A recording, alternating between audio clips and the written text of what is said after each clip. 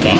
Well, the president does love tariffs. He said it's one of his favorite words of the English dictionary, and he believes in tariffs because they'll ultimately make America rich again. They're going to raise revenue. They're going to help us pay down our debt. Most importantly, they're going to bring American jobs here back home. So I think for folks on Wall Street who may be concerned, look at what this president did for you in his first term. Wall Street boomed. Stock market boomed. The president expects that to happen again, but most importantly, Main Street is going to boom, and that's why the president has this whole of government economic approach, which includes tax cuts, tariffs, regulation cuts, and an energy industry that will bring down costs for American consumers. Sure. I think the message that Americans should take away from last night is that they have a president in the Oval Office who is committed to doing what's right for them, especially the country. And I think it's very ironic, thank you for bringing up the point, that Democrats were wearing pink to support our fellow female, yet they couldn't stand, again, who was almost killed and severely injured. Court, they couldn't stand whose lives were taken tragically at the hands of illegal people. So you can't say you're the party of and not stand up for basic law and order and immigration reform that will protect country. That's what President Trump is doing. He's the president. Lindsay, good to see you. Thank you, Carrie. Well, I think Secretary Hegseth has responded to that this morning. He said that America will always be prepared to defend itself, especially under the leadership of this president in the Oval Office, and that certainly remains true. Again, when it comes to tariffs, the president has been very tough on China, not just now with 20% and more with the reciprocal tariffs that will hit on April 2nd, but look at what he did in his first term. There were billions of dollars worth of tariffs that he implemented on China, and it's quite telling that the previous administration did not rescind those tariffs because they realized the value that they had in not only deterring China, but also raising revenue here in the United States. Rachel. Thanks. Again, I don't have a crystal ball, but what I can assure the American people is that this president and this administration is doing everything they can, and I would remind you and everybody else in this room that it's because of the previous administration's economic policies that Americans were left with record high inflation. Inflation throughout Joe Biden's entire 48 months in office was at or above 3%. It hit record highs, as you know. And there's a whole list of what the Biden economic disaster this president was left to clean up. It's been a month, but he's working hard every single day to do just that. The president is open to hearing about additional exemptions. He always has open dialogue, and he'll always do, what's right, what he believes is right for the American people. But again, as for the egg crisis in this country, the president is wholeheartedly committed to ensuring we're increasing our egg supply, and we're also bringing down cost. And Secretary Rollins has been all over this issue. She comes from an agricultural background and family. That's why she's leading that very important department. She wrote an amazing op-ed in the Wall Street Journal. She's been all over the media talking about her plan. She has a real plan. The president endorses it. And he even, gave her an off-the-prompter shout-out last night to say, Brooke, I'm counting on you. It's an important issue. And this White House is working with Secretary of Agriculture every single day to address this issue. Sure. Jordan. Yeah, the president addressed that last night, I think, when he called out Senator Elizabeth Warren and said that, again, as I said in my opening speech, very telling that the Democrats refused to clap for American people and American interests and American priorities, but they did clap for the country of Ukraine, which, by the way, the president's working very hard to end that war. So Democrats should be applauding him for actually doing something about it. Well, it's a very interesting question. I don't know if anybody in here asked my predecessor who stood at this podium about that, but there was a report from NBC News that President Biden also got increasingly frustrated with President Zelensky when he was handing out blank checks and President Zelensky kept asking for more.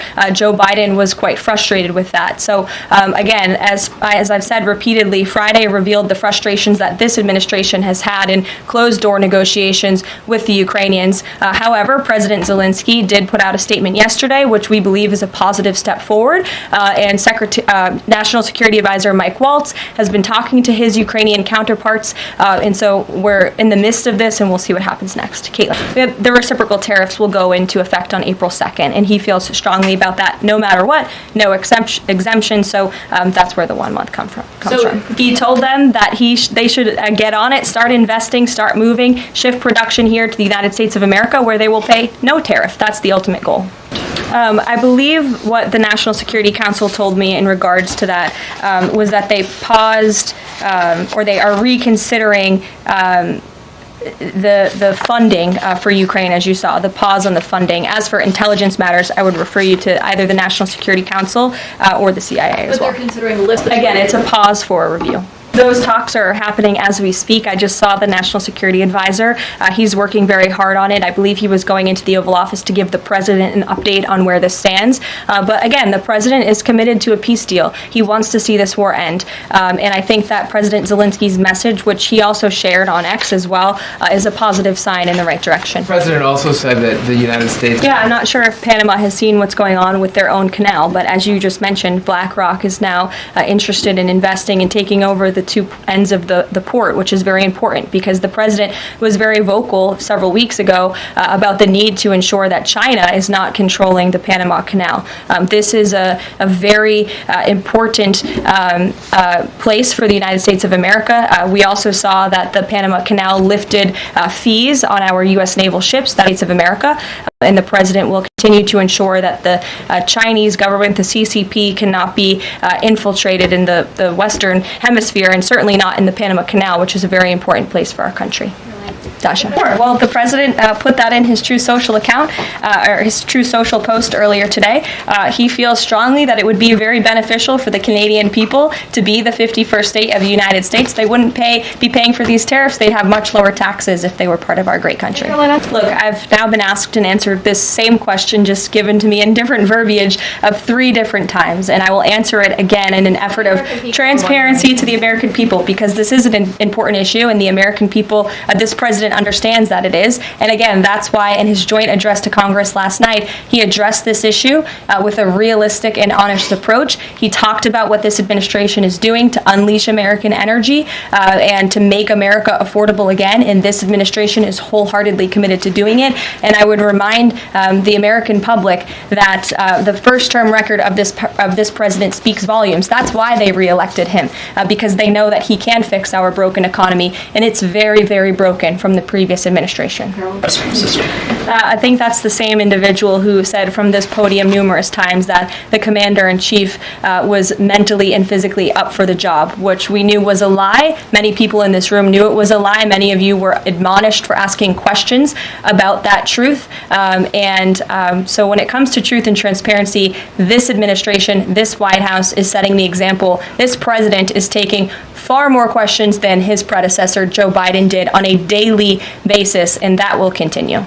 And what does that say about the resolution? Well, of course, the country that is getting very rich off of distributing this deadly poison to American citizens is going to say that. Again, the president knows where the American people stand on this issue. Fentanyl overdoses. Dasha brought up all of us campaigning all across the country. They talked about inflation. They also talked about the border, the illegal immigrants that we're pouring through, but also these deadly drugs. And again, the president keeps in mind those families every single day when he is making these tough decisions.